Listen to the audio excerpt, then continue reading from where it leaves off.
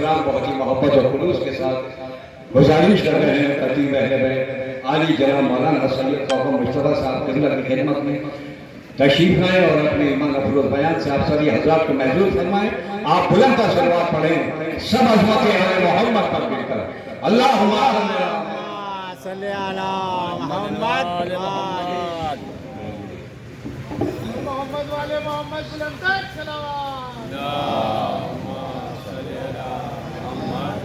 بآواز بلند صلوات پڑھیں محمد صلی علی محمد. اس سے بھی بآواز بلند صلوات پڑھیں محمد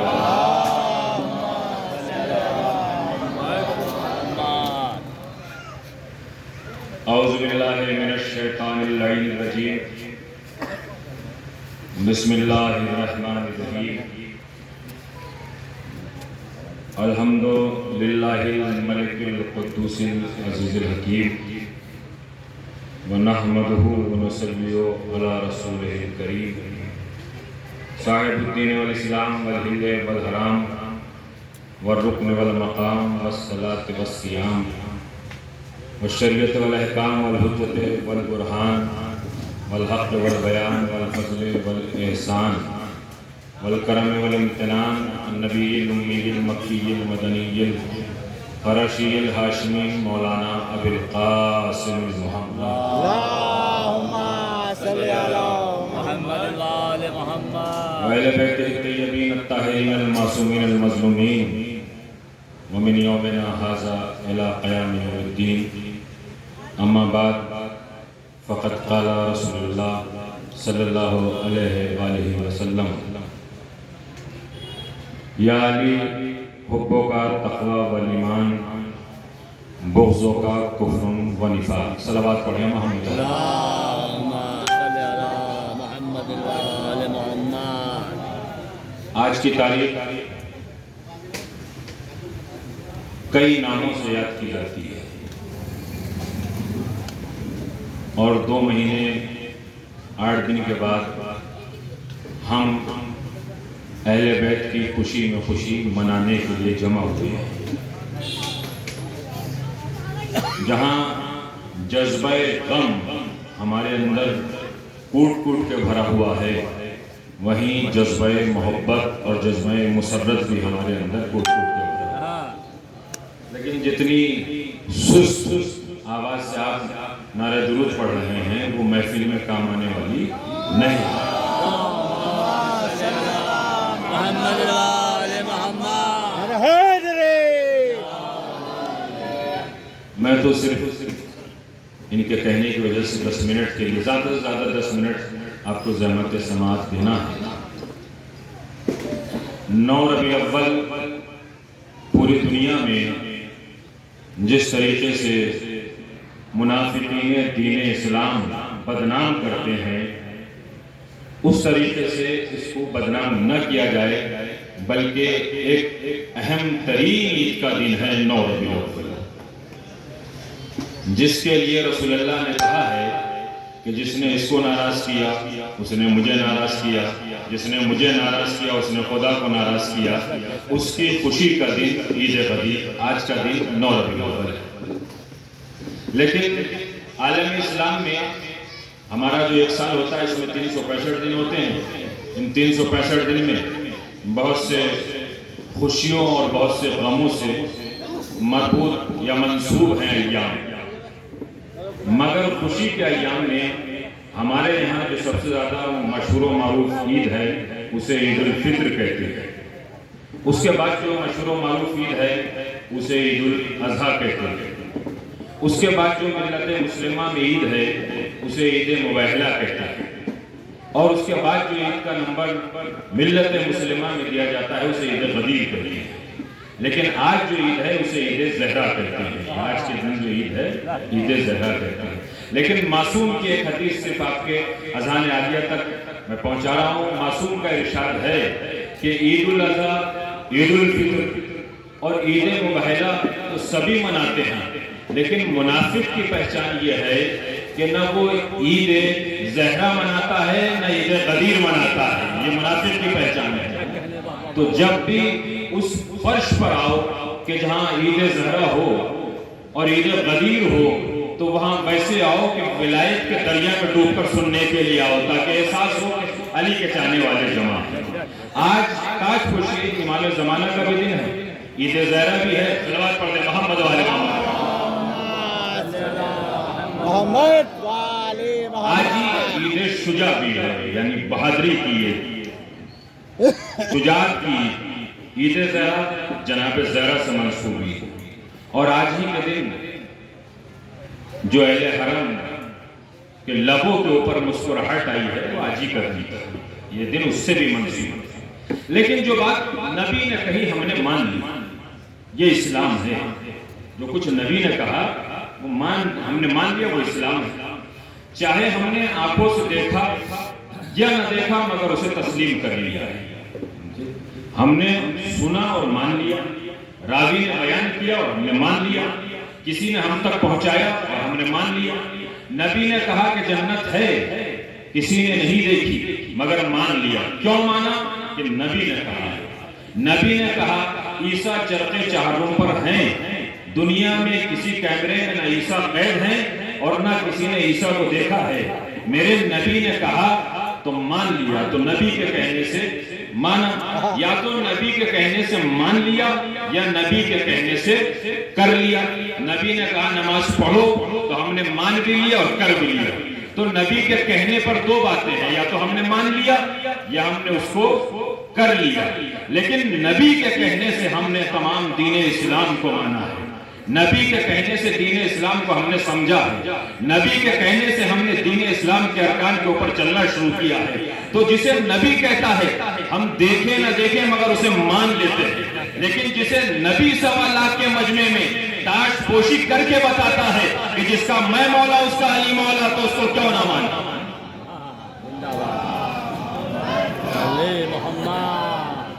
مجھے آپ کو صرف یہیں تک لے کے آنا ہے۔ 18 ذی الحجہ، غدیر کا میدان، سوالات کا مجمع، آدم سے لے کر قیامت کے آخری لمحے تک کسی نبی پیغمبر امام رسول کی تاج پوشی اتنے زور و شور سے نہیں ہوئی جتنے میرے مولا کائنات علی ابن ابی طالب کی تاج پوشی ہوئی ہے ولایت کی۔ محمد والے محمد۔ آج ہی مجھ سے اس بات پہ کئی سوال ہوتے ہیں، بس 2 باتیں چھوٹی چھوٹی اور اس کے بعد میں اپنی بات کو تمام کر رہا ہوں۔ پوری کائنات میں، عالم انسانیت میں، بشر اول سے، انسان اول سے، آدمی اول سے لے کر آدم سے لے کر خاتم تک، اور خاتم سے لے کر 12ویں امام تک، کسی بھی امام، نبی، پیغمبر، خلیفہ کی تاج پوشی ایسی نہیں ہوئی جیسی تاج پوشی مولا کائنات علی ابن ابی طالب کی ہوئی ہے۔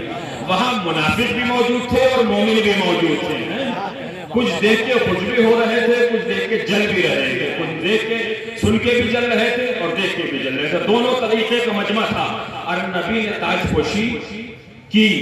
علی کی تاج پوشی کا نتیجہ ہے کہ دشمنان اہل بیت نے عید غدیر سے لے کر 9 ربیع الاول تک، امام زمانہ تک کسی کی تاج پوشی نہیں ہونے دی، ہر ایک مخالف کھڑا ہوتا ہے۔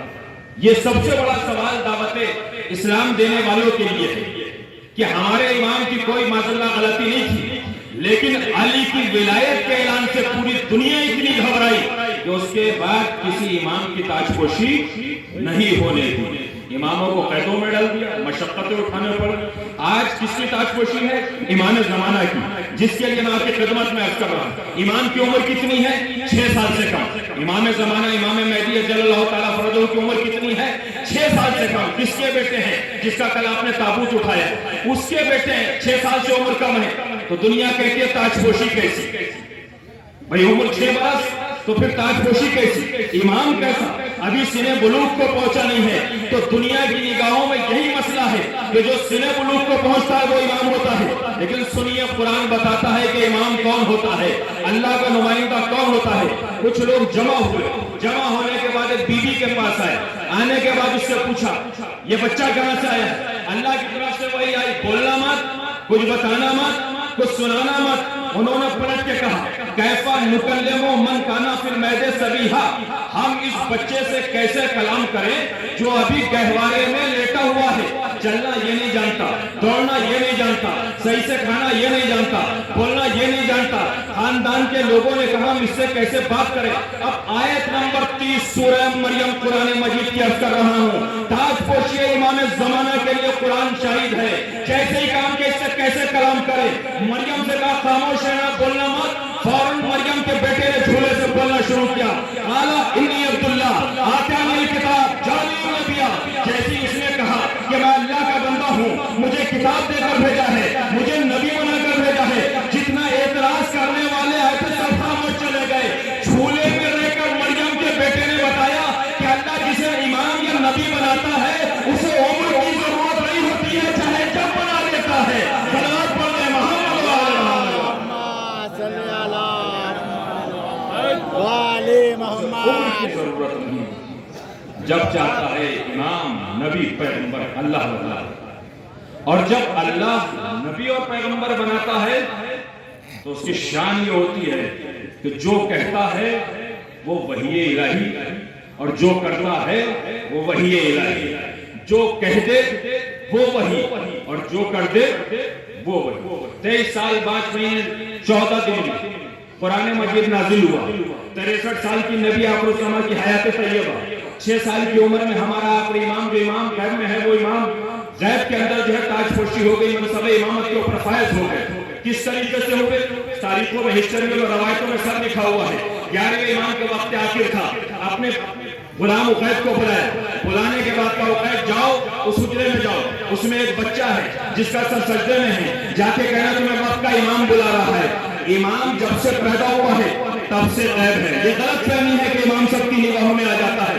یہ 12ویں امام غیبتوں کے ڈھنگ بدلتے رہے، 6 سال تک ایسے غیب رہے کہ گھر والے بھی نہ دیکھ پائے ہیں۔ عقید نے پوچھا مولا کون ہے کہ جاؤ جا کر آواز دو۔ عقید حجرے میں گئے، جانے کے بعد کہا تمہیں وقت کا امام بلا رہا ہے۔ جیسے ہی سنا فوراً سجدے سے سر کو اٹھایا، امام کی خدمت میں آ گئے۔ کون؟ 12ویں امام 11ویں امام کی خدمت میں آ گئے۔ رنگ کیسا ہے؟ گندمی۔ بال کیسے ہیں؟ گھنگریالی۔ دانت کیسے ہیں؟ تھوڑا تھوڑا فاصلہ۔ یہ امام کی شان ہے، کوئی نہیں دیکھتا ہے تو چھپایا کیوں؟ سب سے بڑا سوال ہے کہ چھپایا کیوں، پردے میں رکھا کیوں، چھپایا کیوں اور پردے میں رکھا کیوں؟ تو یہ جب امام 11ویں امام کی امام جنازہ کی نماز ہو رہی تھی، اس وقت 12ویں امام نے بتایا کہ امام کو اب بھی پردے میں رکھا کیسے۔ امام نے کیوں نہیں کہا عقید مہدی کو بلاؤ؟ امام نے کیوں نہیں کہا مہدی کو بلاؤ؟ کہ نہیں، بچے کو بلاؤ۔ زمانہ جانتا تھا کہ اس کے بعد جو آئے گا وہ بھی امام ہوگا، معتمد جانتا تھا کہ اس کو بھی قتل کرنا ہے، اس کے بعد والے کو بھی قتل کرنا ہے۔ علم امام میں تھا کہ میں اس کی حفاظت کر کے منصب امامت دے کے جاؤں گا، لیکن جب جعفر کذاب جیسا بھائی جس کو شریعت قبول نہیں کرتی ہے وہ امامت کے لیے آیا ہے نماز جنازہ کی، تو فوراً 12ویں امام نے آنے کے بعد دامن کو پکڑا اور کہا ہٹو چچا، یہ آپ کا حق نہیں ہے۔ کیوں؟ اس لیے کہ وقت کے امام کی نماز وقت کا امام ہی پڑھا سکتا ہے، کوئی اور نہیں پڑھا سکتا۔ وقت کے امام نے نماز پڑھائی، یہ امام کی شان ہوتی ہے، یہ ہے امام۔ جب سے پیدا ہوئے کسی کو نہیں پتا کہ کون۔ اس کے بعد غیبت صغریٰ میں، غیبت کبریٰ میں کس کی نگاہوں میں آ سکتے ہیں؟ اس کے بعد کہتے ہیں قید۔ امام قید نہیں ہے، ہماری نگاہ قید ہے۔ 2 باتیں ہیں، ایک قرآن میں یہ ہے کہ اہل بیت تک نجاست نہیں جا سکتی۔ ہم سوچتے ہیں کہ اہل بیت نہیں جا سکتا، نجاست اہل بیت تک نہیں جا سکتی ہے، اللہ نے قید کر دیا ہے۔ دوسری ہماری نگاہوں کو قید کر دیا ہے کہ ہم امام کو دیکھ نہیں سکتے، امام ہر جگہ موجود ہے، اس لیے کہ جس کے ہاتھ میں کائنات کا لنگر ہوتا ہے اللہ اسے نبی امام بناتا ہے، یہ امام کی شان ہوتی ہے۔ لیکن نبی کون؟ جو کہتے وہ قرآن، جو کرتے وہ قرآن۔ ہمیں نبی نے بتایا کہ یہ علی ہے تو ہم نے پہچانا، ہمیں نبی نے بتایا کہ اس کے بعد حسن ہے تو ہم نے پہچانا، ہمیں نبی نے بتایا اس کے بعد حسین ہے تو ہم نے جانا، ہمیں نبی نے بتایا کہ اس کے بعد سید سجاد ہے تو ہم نے پہچانا، ہمیں نبی نے بتایا کہ اس کے بعد جو ہوگا وہ باقر ہوگا تو ہم نے پہچانا، ہمیں نبی نے بتایا اس کے بعد جو آئے گا جعفر صادق ہوگا تو ہم نے پہچانا۔ تو نبی کے کہنے سے ہم نے سب کو مانا ہے۔ اب نبی کون؟ بس 2 آیتیں اور گفتگو تمام۔ نبی کون؟ قرآن مجید سورہ نجم 27 بسم اللہ الرحمن الرحیم والنجم اذا ہوا ما ضل صاحبکم وما غوا وما ینطق عن الہوا ان ہوا الا وحی یوحا. سورہ نجم کی آیتیں. والنجم اذا ہوا ما ضل صاحبکم وما غوا وما ینطق عن الہوا. میرا رسول کلام نہیں کرتا، بالکل انکار کیا ہے. وما ینطق عن الہوا، کائے سے اپنی مرضی سے کلام نہیں کرتا ہے، بات نہیں کرتا ہے، گفتگو نہیں کرتا ہے، کسی سے کچھ نہیں کرتا ہے. وما ینطق عن الہوا الا یوحا. وما ینطق عن الہوا، میرا رسول کلام نہیں کرتا ہے اپنی مرضی سے. کب تک؟ جب تک میری طرف سے وحی نہیں آتی. وحی کے بغیر نبی کلام نہیں کرتا. تو اب نبی کی زبان مطہر کا کمال یہ ہے کہ نبی جو بھی کہے گا وہ وحی الہی کے مطابق کہے گا. جو بھی نبی کہے گا وہ وحی الہی کے مطابق کہے گا. تو ایک بات تو یہ ہو گئی کہ جو نبی کہہ دے وہ وحی. اب پھر اس قرآن میں چلتے ہیں. بچا کیا کہ نبی کر دے. سورہ انفال بسم اللہ الرحمن الرحیم وما رمیتا وَإِذْ رَمَيْتَ وَلَكِنَّ اللَّهَ رَمَى. اے میرے محمد، یہ کنکریاں تم نے نہیں پھینکی ہے، یہ ہم نے پھینکی ہے. کیا کیا؟ ہاتھوں سے کنکریاں پھینکی. اللہ نے کہا تم نے نہیں پھینکی، ہم نے پھینکی ہے. یعنی اگر محمد ہاتھوں سے کر دے تو اللہ کا کام، اگر محمد زبان سے کہہ دے تو اللہ کی وحی. پورے زمانے میں 63 سال کی حیات طیبہ میں محمد عربی نے دونوں چیزوں کو، کرنے اور کہنے کو، ایک مرتبہ جمع کر کے بتایا تھا. وہ غدیر کا میدان تھا جب نبی کے ہاتھوں پہ علی تھا، نبی کی زبان پہ علی کا قصیدہ تھا. منقول کو مولا فہذا علی مولا کی بات ہو رہی تھی. صلوات پڑھ دیں محمد وعلی صلی علی محمد وعلی محمد. تو یہ تھا تاج پوشی. تو غدیر کی تاج پوشی